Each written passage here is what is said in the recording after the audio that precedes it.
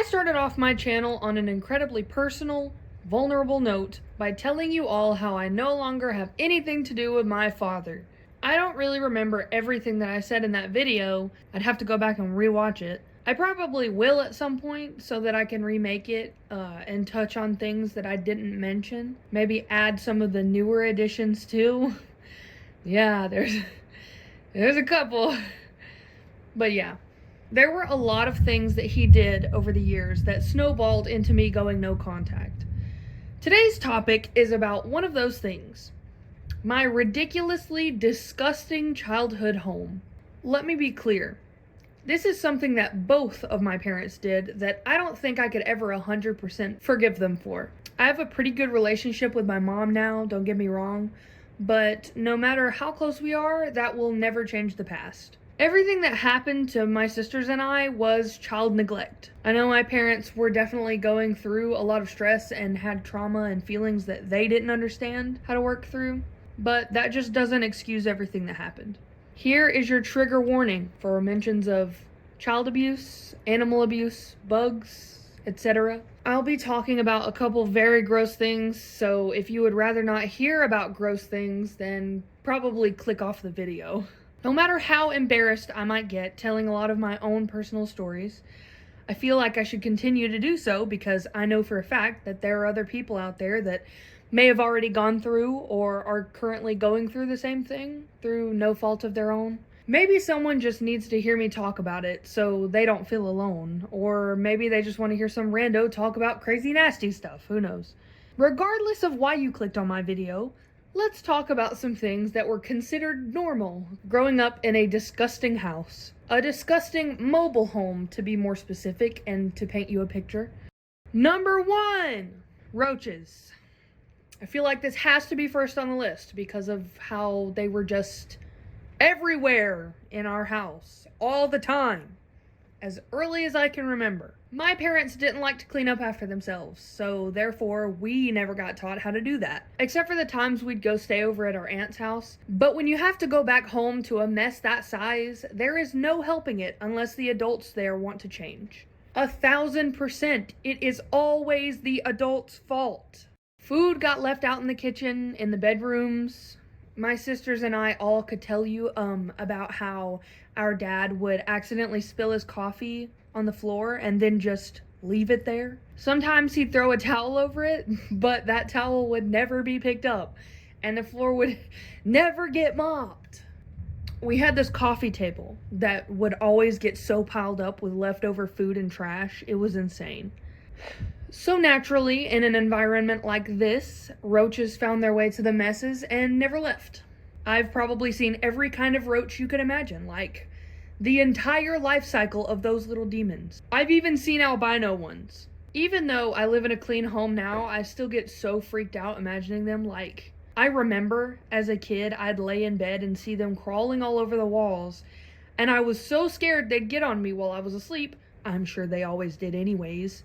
So I'd slap the wall and they'd scurry away. To this day, I will not sleep with the bed pressed against the wall. Number 2, soda can ashtrays. We mainly drank soda when we were young.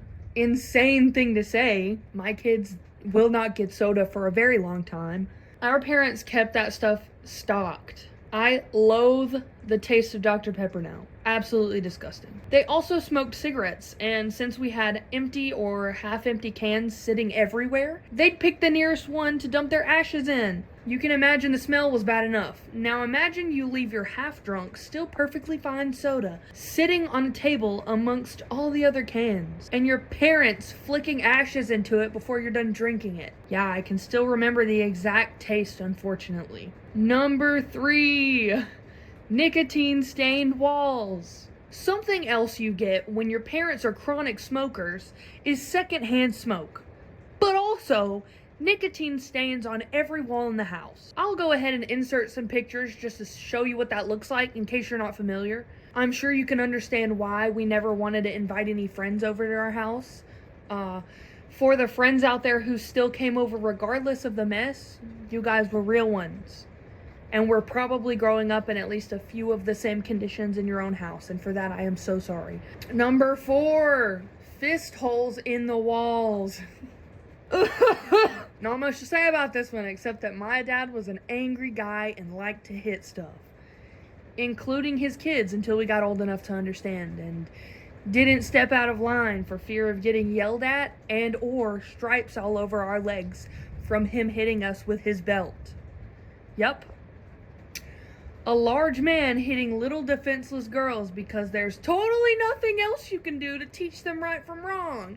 Nah, nothing else, nope. Number 5, dog hair / pee / poop. We had our fair share of pets growing up, but we had 2 dogs in particular that were with us the longest. They were both English bulldogs, and they were very sweet, which makes me incredibly sad knowing that they were roped into that mess with us. Even though they were bulldogs and had shorter hair than a lot of dog breeds, they shed everywhere. You would not find a single surface that didn't have dog hair on it. For a long time, they were good about being let outside to go and use the bathroom, but once they got older and I guess couldn't hold it as well, they would use the bathroom in the house. My parents were not on top of taking care of them like they should have been, and they just left them to do their business wherever. We'd find random puddles of dog pee or piles of poop just laying around. What still makes me very angry is that there were times that we'd go to school and come home only to find out that whatever the dogs did on the floor that day, whether it was on hardwood floor or the carpet, was intentionally left for us to clean when we got home from school. I'm pretty certain that this is the biggest reason why I don't like dogs anymore. When I'm around them, I'm just grossed out. Really, it's all pets and animals, but mainly dogs. Sorry, dog lovers, I am not a part of your club anymore. You can keep those butt lickers to yourself. If you're still here after hearing about the horrors from my childhood, cool. Those 5 are the only ones I'll be talking about in this video. I could probably fill an entire book with all the disgusting stuff I remember from back then. Some honorable mentions, though, are Dirty Laundry Mountain, Dirty Dishes Town, and, of course, all the mold and soap scum that had accumulated in my parents' shower over the years. I'm not even joking when I say I've had multiple nightmares about that shower. I try to be funny for the most part, but this kind of thing, this is a form of abuse. Keeping a dirty home has a lasting effect on children. To this day, I'm still working on healing from the trauma I was put through. I'm not the most organized person in the world. I might get behind on laundry or leave a few dishes in the sink, but I will never go back to living in filth. I'm lucky at least that I had a few good role models back then, but even with them in my life, I've had to reparent myself and build a healthy relationship with cleaning on my own. If you also struggle with cleaning, trust me when I say there are things out there that can be done about it. Don't be afraid to ask for help, and if you don't want to do that, there are tons of videos online that could teach you everything you'd ever need to know. You just have to be willing to put in the work. I personally like to put on cleaning videos in the background when I have something that I really don't want to do that I know needs doing. So yeah, that's all I got.